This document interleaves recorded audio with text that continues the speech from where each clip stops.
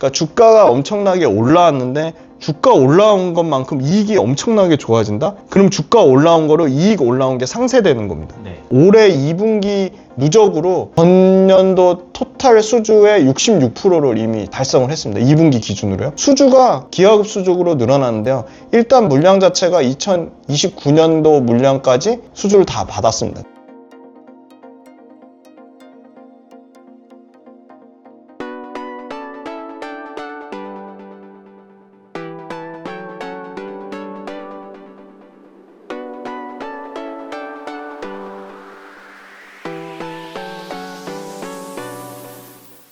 요즘에 체코 원전 수주 관련해서 사람들이 시장에 관심이 되게 뜨거운데요. 네, 맞습니다. 그 두산 에너빌리티가 이제 체코 원전 수주가 됐으니까 사람들이 기대를 모았는데 반대로 주가는 하락을 했잖아요. 네. 그 원인이 뭘까요? 그 원전 수주 관련돼서 항상 주가는 선반영입니다. 그 선반영이라는 건 식차가 존재하는데요. 시장은 이미 될 거야 하고 인식하고 반영이 돼서 올라간 거죠. 그래서 보시면 두산 에너빌리티 같은 경우도 실제 원전은 7월 25일 날 났는데 네. 6월 달부터 시세가 나왔습니다. 6월 달부터 추세적으로는 이 정도 가격대에서 7월 초까지 올랐다가 오히려 이제 7월 12일 기점으로부터 떨어지기 시작하거든요. 그러니까 5월, 6월 요때 소위 말하면 변동성은 있었지만 추세적으로 좀 오른 선반영돼서 오른 측면이 있고요. 그리고 결정적으로 두산이 좀 잘못한 게 두산 바켓이란 어떻게 보면 두산그룹에서 매출과 이익 사이즈가 가장 두산 에너빌리티 다음으로 큰 회사거든요. 네. 이 회사가 굉장히 안정적인 캐시카우입니다. 현금 흐름을 굉장히 크게 창출하는 회사인데요. 두산 바켓이 예상되는 올해 매출과 이익 사이즈가 9조 5천억 매출에 영업이익 같은 경우 1조 넘게 1조 한 1천억에서 1조 2천억 나는 회사예요. 그러니까 완전 알짜 회사죠. 근데 PER로 치면은 뭐 5배밖에 안 되는 회사니까 굉장히 저평가되어 있는 회사인데 이 두산 바켓을 두산 에너빌리티의 자회사에서 두산 로보틱스의 자회사로 합병을 시켜서 강제 이제 상장 폐지를 시키는 절차를 밟고 있습니다. 네. 그러면 두산 에너빌리티 주주 입장에서는 연간 매출 9조 5천억에 1조 3천억의 이익을 나는 회사, 자회사를 그냥 강제로 그냥 뺏긴 거죠. 두산 로보틱스의 그냥 대주주들의 어떻게 보면 횡포로 뺏긴 거죠. 네. 그러니까 말도 안 되는 상황이 일어난 거고요. 시장에서는 어떻게 보냐면 이거 자본시장법상 상장회사의 합병 비율을 이용한 최대 악용 사례라고 보고 있습니다. 지금 쉽게 설명드리면 두산 에너빌리티가 1, 그 다음에 새로 생기는 존속법인이 0.25고요. 1대 0.25로 쪼개지는 거고요. 그 다음에 두산 바켓 지분을 보유한 신설회사로 인적 분할을 합니다. 공부 차원에서 인적 분할, 문적 분할은 검색해 보시면 다 나오거든요. 그 정도는 공부를 하셨으면 좋겠고, 그래서 신설회사랑 이 두산 바켓 지분 보유한 신설회사랑 존속법인의 비율이 1대 0.13이거든요. 그래서 그거를 두산 로보틱스랑 합병을 합니다. 그러면 어떻게 되냐면 이 개인 주주가 보유한 두산 바켓의 잔여 지분이 44.9%인데 이거를 두산 바켓 한 주당 두산 로보틱스 주식을 두산 바켓은 물론 저는 두산 로보틱스의 로봇 사업 자체를 굉장히 긍정적으로 보지만 두산 바켓은 이미 매출이 9조 5천억에 영업이 1조 넘게 찍히는 두산 바켓이 한 주를 오히려 두산 로보틱스를 더 많이 받아야 됨에도 불구하고 두산 바켓 한 주당 두산 로보틱스 받을 수 있는 게 0.63입니다. 1대1도 안 되는 거예요. 비율 자체가 완전히 잘못된 거죠. 네. 그런데 심지어 그걸 해서 두산 바켓을 상장 폐지시킵니다.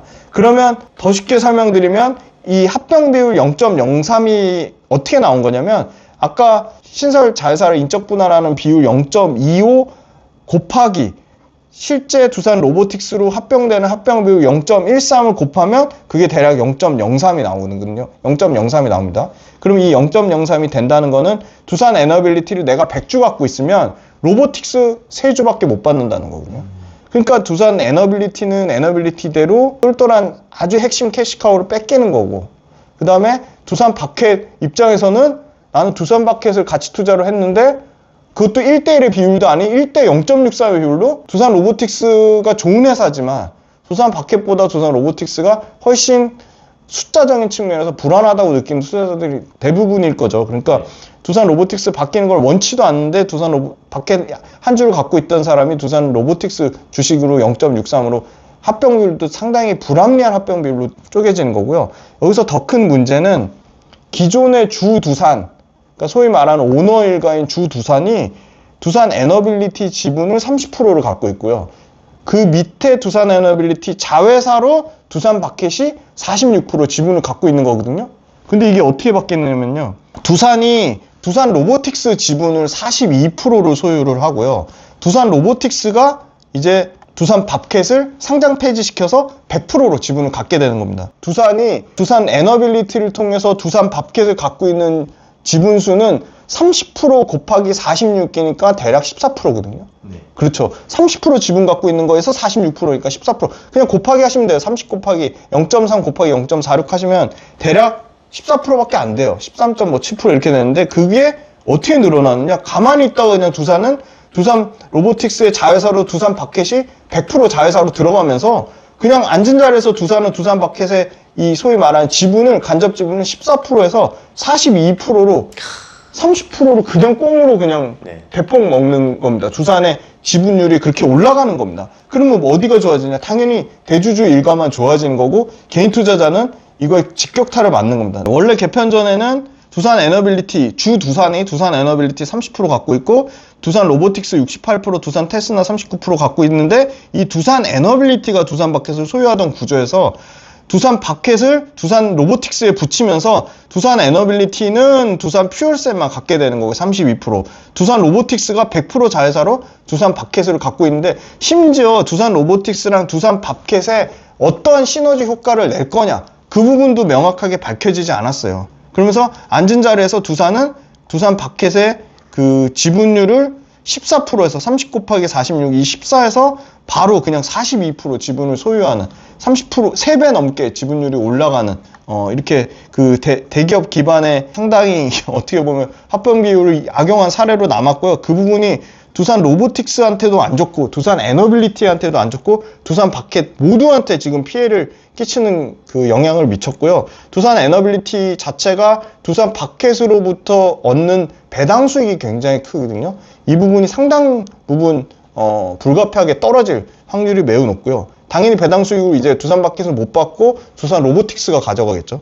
그 다음에 두 번째는 두산 바켓 지분으로 2조 2천억에 달하는 두산 바켓의 지분을 투자 자산으로 인식했는데 자산이 그냥 뚝 떨어져서 이제 재무 구조에도 상당한 악화를 끼친 겁니다. 그리고 두산 바켓이 담보로 제공한 이제 3억 달러 외화 보증 사채도 두산 이 채권조차도 지금 그 두산 로보틱스로 넘어가고 결국 두산 에너빌리티가 갖는 거는 1,800 정도 회사채 정도만 보유하는 수준이기 때문에 상당한 이 부정적인 이 그 합병 비율 조정하면서 이런 이슈들이 굉장히 두산 에너빌리티 주가에 상당히 부담이 된 것 같고요. 그 다음에 이제 상반기에 두산 에너빌리티 수주가 2조가 채 안 됩니다. 1조 9천억인데 이게 수주 금액으로 치면 감소폭이 좀 큽니다. 63.3%, 60% 넘게 물론 이 계절성은 있습니다. 분명 하반기로 상당 부분이 수주가 나올 것으로 예상은 되고 있지만 워낙 작년에 대형 프로젝트 때문에 수주가 좋았고요.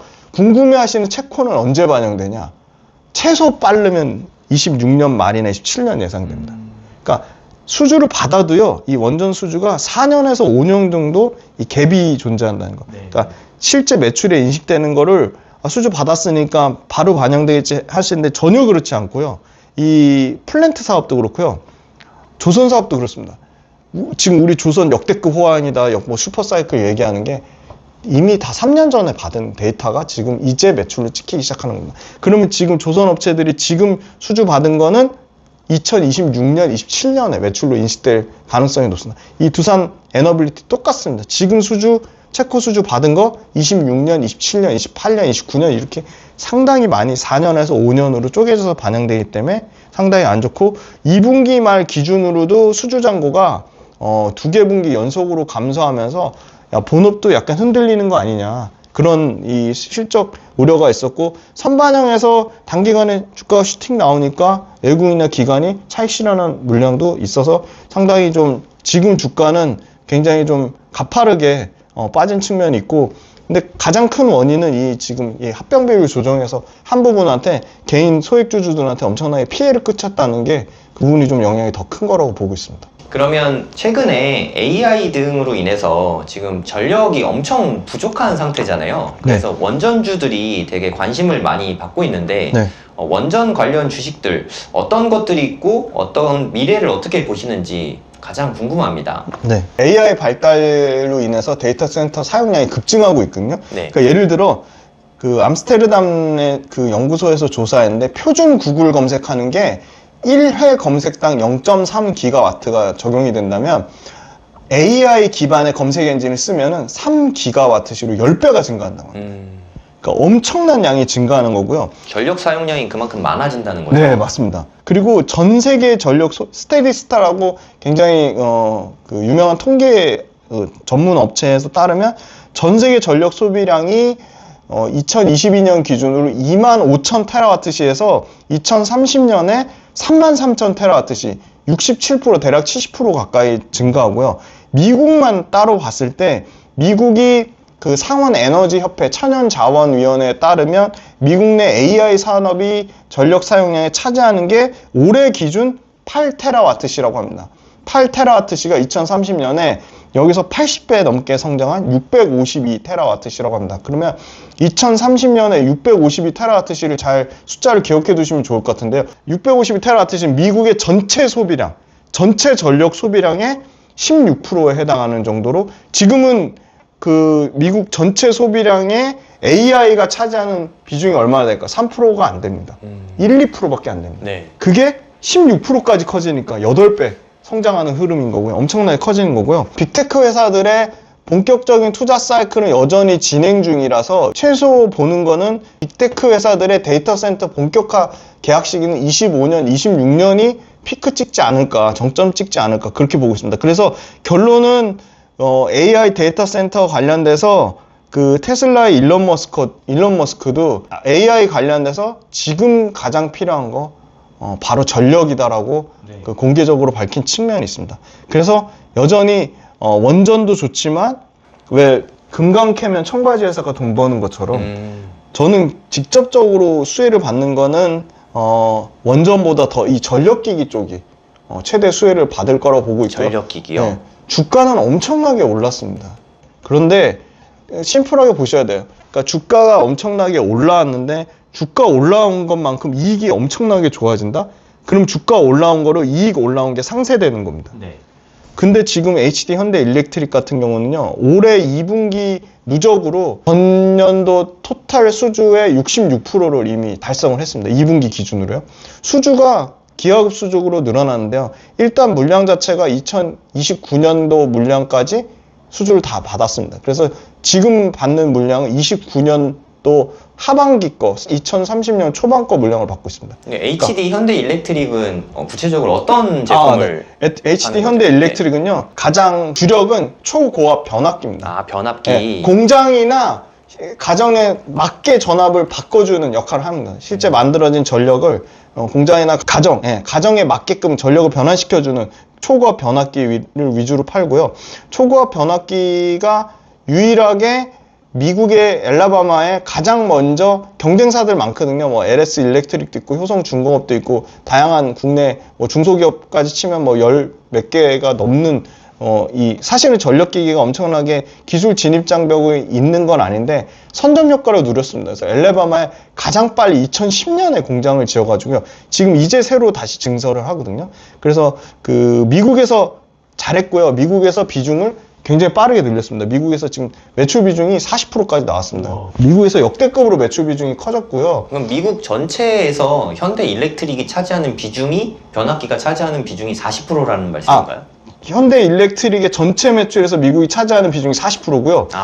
현대 일렉트릭이 미국에서 시장 점유율. 네, 시장 점유율 그게 중요할 것 같은데요. 시장 점유율은 최상위권 업체들이 스위스의 ABB, 그다음에 독일의 GE, 지멘스, 네. 유럽의 히타치 정도거든요. 거기랑 나란히 하는 정도는 글로벌 탑5권이니까 아마 시장 침투율로 치면 10% 이상은 될 겁니다. 10%에서 15% 정도 예상이 되는데요. 그 점유율을 계속 늘려가고 있고요. 그 다음에 이 HD 현대일렉트릭이 왜 클 수밖에 없냐? AI 데이터 센터를 제외하고 전력기기의 교체 수요가 대략 30년 텀이거든요. 네. 30년 텀, 40년 텀, 50년 텀인데 미국의 가장 최근에 전력기기를 싹 한번 교체했던 게 2000년입니다. 그러니까 지금 25년 텀이 딱 됐습니다. 그러니까 미국에 이미 70% 이상 전력기기가 변압기는 더 심하고요. 노후화된 전력기기가 70%가 넘는 겁니다. 그러니까 AI 데이터 센터가 뭐 폭증하든 말든 기존 거 교체하는 노후화된 교체 수요를 지금 24년, 25년, 26년 차곡차곡 매출을 찍고 있는 겁니다. 왜냐면 70%를 싹 다 바꿔야 되는데 그걸 한 번에 다 못 바꾸는 거죠. 그럼 그걸 뭘로 증명할 수 있느냐? 미국 공장 가동률로 증명할 수 있습니다. 미국 공장은 지금 잔업에 야간까지 해서 가동률이 105%가 나온다고 하거든요.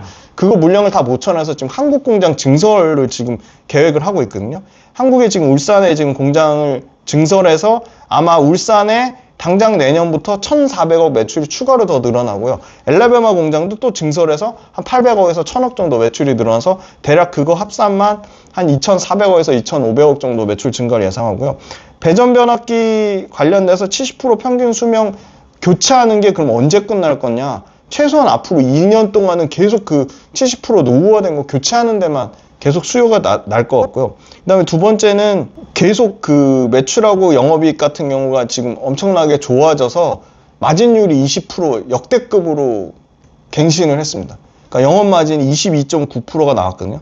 그러니까 최초로 지금 20%를 돌파하면서 매출만 커지는 게 아니라 이익까지 같이 좋아진 구조가 됐고요. 두 번째는 유럽이 제2의 북미가 되려고 하고 있습니다. 그 말은 무슨 말이냐면 유럽의 쟁쟁한 전력기기 업체도 아까 지멘스도 있고 GE도 있고 뭐 ABB도 있고 엄청나게 많은데 그 회사들도 미국이 돈이 되니까 미국으로 다 넘어간 겁니다.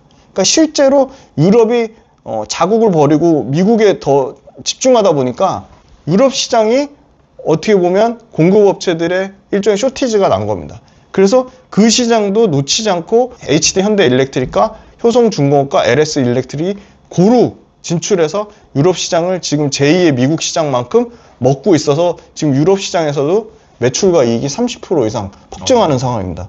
그리고 2분기에 또 재미난 데이터가 있는데요. 2분기에 미국 말고 중동 쪽에서 2천억이 넘는 매출이 났어요. 이거 중동 2분기 지역별 매출 보면 중동에서 전년 대비 매출이 106% 성장하면서 2,053억이 나왔고요. 중동 역시 교체 수요랑 신규 수요가 동시에 발생하는 상황입니다. 뭐 미국만큼 뭐 70% 이상을 노후화된 걸 교체해야 되는 정도 수준은 아니지만 분기별로 매출이 2천억씩 꽂힌다는 거는 중동에서도 이제 연간 매출이 1조 바라볼 수 있는 상황이고요. 지금 고르게 지금 북미, 유럽, 중동 근데 북미가 너무 캐파가 차니까 지금 북미 쪽 물량을 유럽이나 중동 쪽으로 지금 골고루 지금 분산하는 과정이 있고요. 계속 또 그 안에 그 영업활동으로 벌어들인 현금 흐름 때문에 순차입금이나 재무 비율을 급격하게 지금 개선시키고 있습니다. 그래서 부채 비율이 190%가 넘었다가 2분기 말 기준으로 156%까지 떨어졌고요. 순차입금 비율도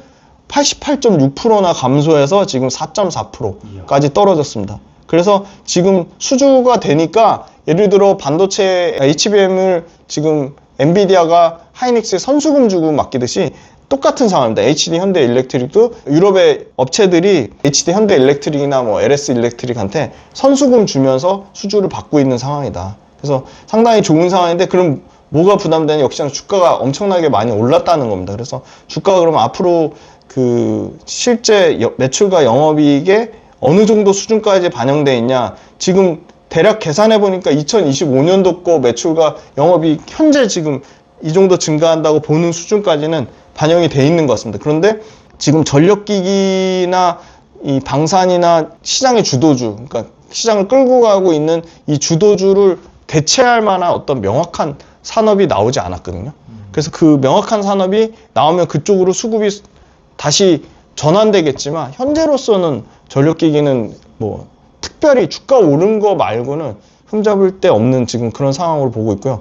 한국전력이랑 코트라 무역보험공사가 K그리드 수출 지원이라 그래서 전력기기 쪽을 이제 뒤늦게 좀 정부에서 밀어주고 있는 상황입니다. 근데 주가가 오른 거 빼곤 나머지 다 좋은 것 같은데 네네. 주가가 오른 폭이 지금 어느 정도 됐는지 네. 표가 네. 뭐 2025년 기준으로 해서 네네. 얼마 정도 되는지 네. 이런 게 좀 궁금하거든요. 그 글로벌 업체들하고 네네. 비교해보면 좀 궁금하실 거예요. 네. 글로벌 아까 말씀드린 ABB나 GE나 지멘스나 히타치나 네네. 이런 회사들의 평균 PER이 대략 그런 회사들도 이제 내년치 실적을 땡겨와서 지금 25년도 거 밸류를 반영하고 있거든요. 그런 회사들 평균 PER이 대략 25년도 걸 땡겨오면 한 18배에서 19배 정도 수준입니다. 네. 예, 18배에서 19배라고 보면 그러면 HD 현대일렉트릭이 그런 회사들보다 미국, 유럽, 중동에서 지금 다 터지고 있는 상황인데 그냥 딱 평균치 정도 수준입니다.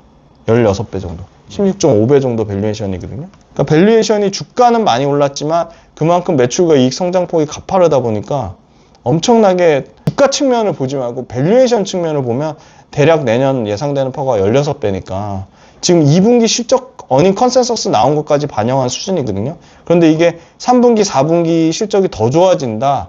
그러면 이 어닝 컨센 올라간 거에 따라 이 밸류에이션은 당연히 수정될 확률이 높기 때문에 지금의 기준으로 보면 유럽이나 일본 업체들, 글로벌 상위권 업체들 딱 평균 정도 수준이라고 보시면 될 것 같습니다. 그러면 또 코리아 디스카운트 문제가 사실 있긴 하잖아요. 네, 있습니다. 그러니까 전국 글로벌로 봤을 때는 밸류가 평균이지만 네. 한국 주식인 걸 감안했을 때는 네네. 밸류가 좀 고평가돼 있다 이렇게 좀 볼 수 있지 않을까요? 그거를 이제 프리미엄에 대한 할인을 몇 프로 주냐에 따라 달린 네네. 건데 HD 현대일렉트릭 같은 경우는 그 국내 업체 중에 가장 지금 마진이 많이 남고 가장 폭발적으로 성장하는 데가 일단 미국인데 미국의 포지셔닝 비중이 아까 매출 기준으로 40%가 올라왔고 나머지 60%의 비중이 국내보다 아까 말씀드린 중동이나 유럽으로 포지셔닝이 잘 돼 있기 때문에 그 유럽 업체들하고 글로벌 시장에서 시장 침투율 차이도 그렇게 큰 차이가 많이 안 나거든요. 그래서 이거를 HD 현대일렉트릭 국내 업체라고 그 프리미엄을 할인하기에는 설득력이 좀 낮긴 합니다. 그래서 굳이 그걸 프리미엄에 대한 할인을 적용한다고 하면 저는 뭐 10에서 20% 정도 그 이상 주는 거는 굉장히 그 HD 현대일렉트릭을 너무 좀 과소평가하는 거 아니냐 그렇게 보고 있습니다. 그러면 그 에너지 수급 문제에서 가장 수혜받는 주 하나만 꼽아봐라 하면 HD 현대일렉트릭을 꼽고 계신 거네요. 네네. 전력기기 쪽에서는 뭐 압도적으로 글로벌로 가장 잘 포지션이 잘 다변화되어 있는 회사라서 그렇습니다. 또 원전 관련 유망주나 어떤 네. 뭐 유망하게 볼만한 주식들 뭐가 네네. 있을까요? 그 원전 관련돼서는 사실 두산 에너빌리티를 대체할 만한 회사가 없어서 제가 찾아보니까 원전 관련된 ETF가 상당히 잘 돼 있습니다. 오. 예, 그래서 원전을 특정 기업을 투자한다면 두산 에너빌리티를 투자하는 게 가장 원전의 최대한 직접적인 수혜고요. 이 원전 관련된 ETF를 봤더니 이 NH 아문디 자산운용에서 만든 한화로 원자력 아이셀렉트 ETF가 가장 크고요. 최근 수익률도 가장 좋습니다. 그 ETF 투자하실 때 크게 두 가지인데요. 제일 중요한 뭐 그 보수 싼 거, 운용 보수는 사실 0. 몇 프로 차이니까 그건 중요하지 않고요. 거래량이 사실 제일 중요합니다. 거래량이 없으면 내가 팔고 싶을 때 팔 수도 없고요. ETF 거래량이 만 주도 안 되는 게 수두룩하기 때문에 거래량 제일 중요하고요. 요 괴리율 중요합니다. 괴리율은 ETF를 만드는 운용사가 추종 지수가 있습니다. 그 추종 지수를 얼마나 잘 맞게 따라가냐 그 차이거든요. 그러니까 괴리율이 적다는 거는 추종 지수를 잘 추종하고 있다. 그래서 그 두 개를 꼭 보시고요. 그러면 결론적으로는 대표적인 원전주가 NH 아문디 자산운용에서 만든 하나로, 그 다음에 KB 자산운용이 만든 KB스타 글로벌 원자력, 그 다음에 에이스 원자력 테마 딥서치, 요 세 개가 대표적인 원전 관련주인데요.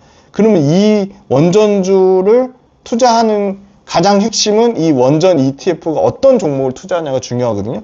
딱 봤더니 하나로 원자력 아이셀렉트는 HD 현대일렉트릭, 한국전력, 두산 에너빌리티, LS 일렉트릭, 현대건설, 요게 가장 많은 포지션을 차지하고 있고요.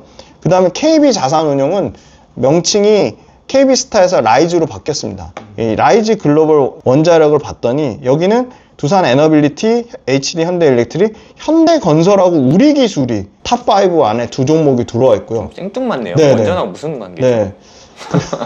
건설을 해야 되는 건가? 아, 건설업체들이 네. 원전 관련된 기초작업, 플랜트를 만듭니다. 근데 그쪽 측면은 현대건설하고 삼성물산이 가장 잘하고요. 근데 비중이 되게 미미할 텐데 거기 넣는 게 그렇죠. 비중 자체는 상당히 적습니다. 네. 그래서 저는 이게 원전 ETF인데 건설주 비중이 이렇게 높게 많이 들어간 거는 좀 비추고요.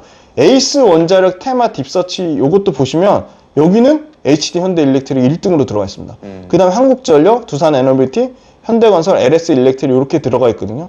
근데 보시면 한전 같은 거 들어가면 조금 아무래도 좀 리스크가 있잖아요. 네, 저도 굉장히 리스크 있다고 보거든요. 네네. 그래서 결론적으로는 두산 에너빌리티랑 HD 현대일렉트릭 비중이 가장 높은 하나로 원자력 아이셀렉트 ETF 이게 그나마 좀 제일 포지셔닝이 잘 돼 있다. 그러니까 적당한 ETF를 못 찾으면 그냥 반반씩 현대일렉트릭이랑 에너빌리티랑 그 정도 이렇게 해도 괜찮아요. 본인이 ETF를 만드시는 거죠. 네네. 그게 더 나을 수도 있을 것 같습니다. 좀 애매한 게 좀 많이 낀 것 맞아요. 같아요. 최근에는. 건설이 많이 꼈고요. 보시면 저는 한전 기술이나 한국전력도 상당히 좀 불안하다고 보고 있기 때문에 이게 가격 경쟁력이 없으니까 국가에서 그냥 싸게 계속 팔게 해서 적자가 계속 나가고 있는데 이거를 굳이 우리가 살 필요는 없잖아요. 그래도 이 원자력 ETF에 대표적으로 다 이런 현대일렉트릭이나 LS일렉트릭이나 이런 전력기기 쪽 재룡전기나 이런 게 많이 들어가 있거든요.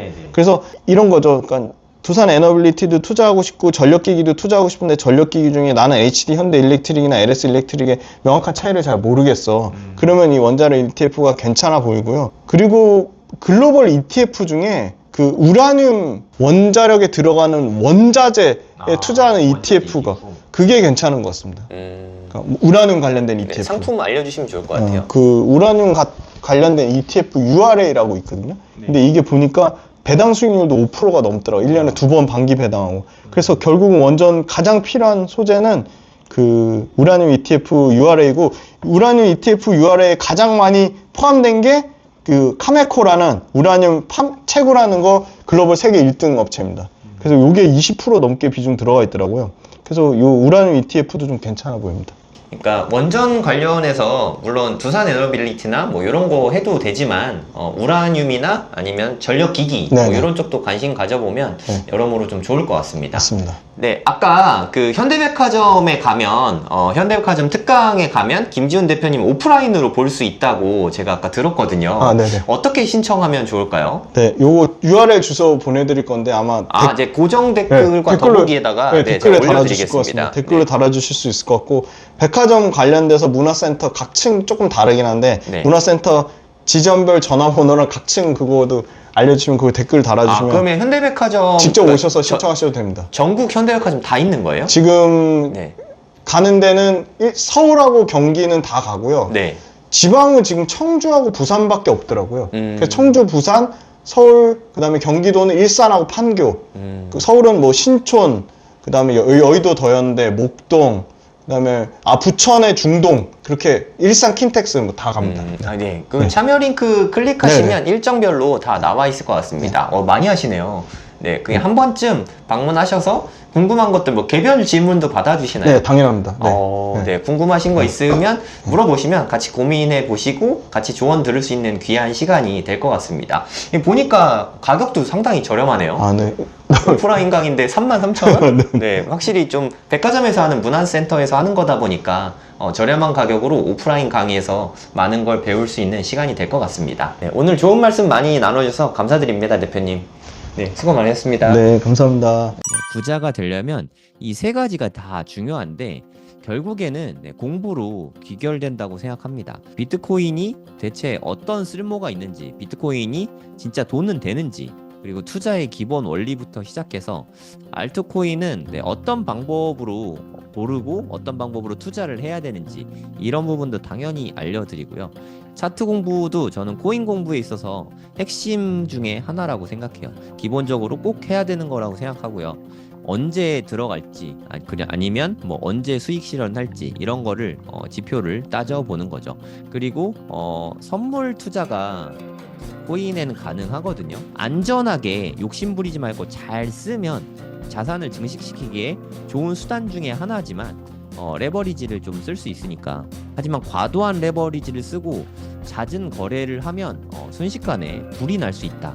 그래서 기왕 할 거라면 좀 잘 배우고 판단을 해볼 수 있죠. 앞으로 있을 5년이 우리 인생에 아주 좋은 기회가 될 수 있을 거라는 생각이 들어서 제가 가이드 해드린 대로 5년 동안 그렇게 투자를 하시면 앞으로의 인생에 큰 기회를 잡을 수 있지 않을까, 저는 그렇게 보고 있습니다. 제가 생각하기에 대한민국에서 이렇게 하나하나 알려주는 강의는 아마 아예 없을 거예요.